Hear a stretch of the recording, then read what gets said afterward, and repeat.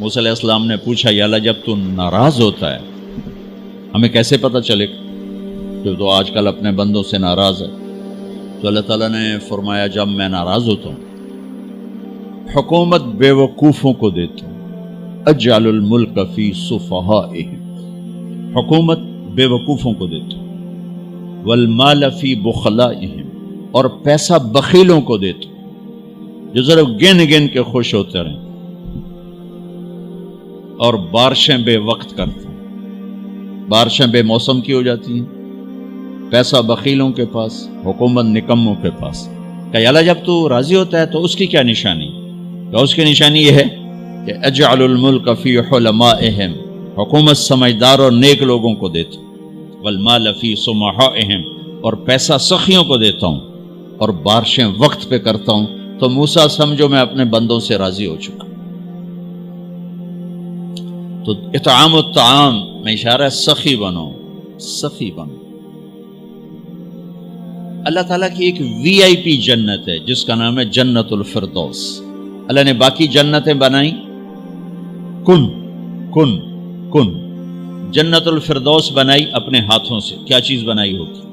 تو اللہ نے کہا وعزتی وجلالی لا یجاورنی فیکی بخیل، اے جنت مجھے اپنے عزت و جلال کی قسم تیرے اندر بخیل نہیں جا سکتا، مرد یا عورت بخیل نہیں جا سکتا، سخی جائے گا، بخیل نہیں جا سکتا۔ بخیل سے اللہ کی دوستی لگ نہیں سکتی اور سخی سے ٹوٹ نہیں سکتی۔ شیطان کہتا ہے میں عبادت گزار اور بخیل ہو تو مجھے کوئی ڈر نہیں لگتا، یہ آپ پہ ہی ماریا جائے گا، ایک دن آپ پہ جا بیٹھانا ہے، یہ جو پیسے کی کشش اس کو مار دے گی۔ اور نافرمان سخی سے ڈرتا رہتا ہوں کہ پتہ نہیں کب بخشا جائے، پتہ نہیں کب بخشا جائے، کب سخاوت کو اللہ پسند کر کے چلو پار کرتا۔ اچھا، جبریل پوچھتے ہیں یا رسول اللہ مل ایمان، ایمان کیا ہے؟ تو آپ نے فرمایا ان تؤمن باللہ وملائکتہ وکتبہ ورسلہ وبالبعث بعد الموت۔ ایمان عقیدہ، اللہ پر، فرشتوں پر، کتابوں پر، رسولوں پر، موت کے بعد کی زندگی۔ یہ مدینے کا سوال ہے۔ اب آخری حج کا سوال ہے یا رسول اللہ مل ایمان۔ پہلے سوال کرنے والے جبریل ہیں اور یہ سوال کرنے والے عمر بن عبس ہیں۔ یا رسول اللہ مل ایمان، ایمان کیا ہے؟ تو آپ نے کیا جواب دیا؟ الصبر والسماحہ، الصبر والسماحہ۔ اب چھت بتا رہے ہیں کہ ایمان یہ ہے صبر کر اور معاف کر، صبر کر اور معاف کر۔ میرے بھائی بہنوں، میرے رب کی قسم، جیسے یہ ہے نا وجعلنا من الماء كل شيء حي افلا يؤمنون، اللہ نے ہر جاندار کا لازمی جز پانی بنایا۔ پانی نکال دو تو آدمی مر جاتا، ڈی ہائیڈریشن سے موت واقع ہو جاتی۔ ہر جاندار کا لازمی جز پانی، دین کی تمام صفات کا لازمی جز صبر، صبر نکال دو تو سارا دین کچرا بن جاتا، صبر نکال دو۔ تو میرے نبی نے فرمایا ایمان کیا ہے؟ صبر کرو، معاف کرو۔ معاف وہی کرے گا جو صبر کرے گا، جسے صبر نہیں آتا اسے معاف کرنا بھی نہیں آتا۔ تو ایمان قیامت کے دن اعلان ہوگا صبر والے کھڑے ہو جاؤ، تھوڑی سی جماعت کھڑی ہوگی، بلکہ چلو جنت میں جاؤ۔ ان کو اللہ بغیر حساب کے جنت میں ڈال دے گا۔ اور جب آپ صبر کرتے ہیں تو ایک طاقت بنتا ہے، لوگوں کی منفی چیزوں کو آپ اپنے اندر سہتے ہیں، برداشت کرتے ہیں۔ صبر اس کو پروسیس کرتا ہے، پھر وہ طاقت بنا کے آپ کے اندر سے باہر پھینکتا ہے، جو پہاڑوں میں سوراخ کر دیتی ہے اگر ہم صبر کرنا سیکھ اور معاف کرنا سیکھ۔ 21 برس قتل کرنے والوں کے منصوبے بنانے والے اہل مکہ، آپ نے ایک بول پہ فرمایا جاؤ معاف کر۔ کمال، 21 برس قتل کے پیچھے پھرتے رہے۔ جنگ خندق کے فوراً بعد مکہ میں قحط آ گیا، تو ہمارے نبی نے 300 دینار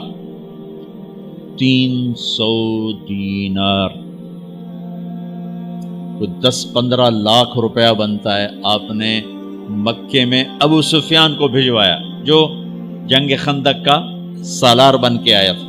آپ نے کہا مکے والوں میں کہتا ہے ان کو کھانے کھلاؤ میری طرف سے.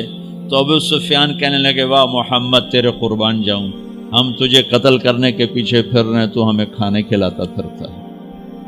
یہ میرے نبی کے اخلاق ہے، میرا نبی کو معاف کرنا ہے.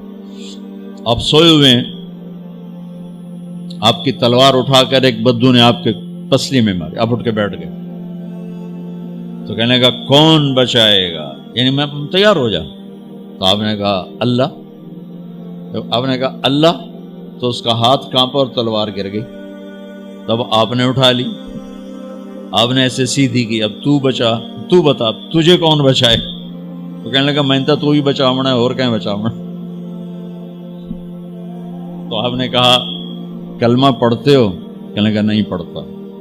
اب تو آپ اس کی گردن اڑوا دے، یہ خود ہی اڑا دیتے جو کہہ رہا میں کلمہ نہیں پڑھتا ہوں. قتل کے ارادے سے آنا ہی اس کے قتل کے لیے کافی تھا. آپ نے فرمایا کلمہ پڑھتے ہو؟ کہنے لگا نہیں. آپ نے کہا جاؤ معاف ہو جاؤ، جاؤ معاف ہو جاؤ. صحابہ کے سامنے جاؤ معاف ہو جاؤ. بھائیو، انسان اور خطا لازمی ہے، اگر معاف کرنا نہ سیکھا تو ہم خود ہی دکھی ہو کے رہ جائیں گے.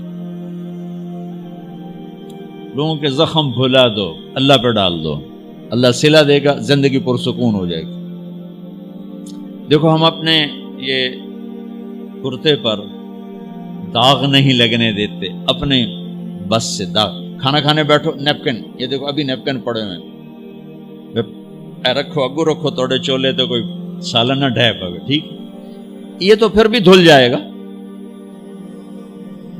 لیکن یہاں داغ لگا، کبھی نفرت کا، کبھی غصے کا، کبھی انتقام کا، کبھی حسد کا، کبھی بغض کا، کبھی کینے کا. انسان سب سے زیادہ اپنی ذات سے محبت کرتا ہے. یہ معمولی سے کپڑے کو داغ سے بچاتے ہو، جو سب سے قیمتی چیز ہے دل جو بادشاہ ہے، اسے بھی تو صاف ستھرا رکھو. جیسے ہم لاکھ زور لگا لیں، ہم کپڑے کو میل سے نہیں بچا سکتے. لاکھ زور لگا لو، لوگوں کے منفی رویے آپ کو توڑے بغیر نہیں چھوڑیں گے. لہذا کیا کرو؟ نبی والا معاف کرو، معاف کرو، دل کو صاف کرو، دل کو صاف کرو، دل کو صاف کرو، صبر کرو، معاف کرو. میرے نبی نے فرمایا، میرے بیٹے انس ایک بہت بڑی سنت بتاؤں، بہت بڑی سنت. داڑھی سنت ہے، پگڑی سنت ہے، سفید لباس سنت ہے.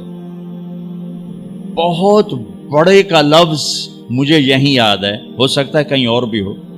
میرے بیٹے انس ایک بہت بڑی سنت، اگر تو یہ سنت پہ عمل کر گیا تو جنت میں میرا ساتھی ہو جائے گا. جو بھی کر لے، جو بھی، وہ جنت میں میرا ساتھی ہو جائے گا.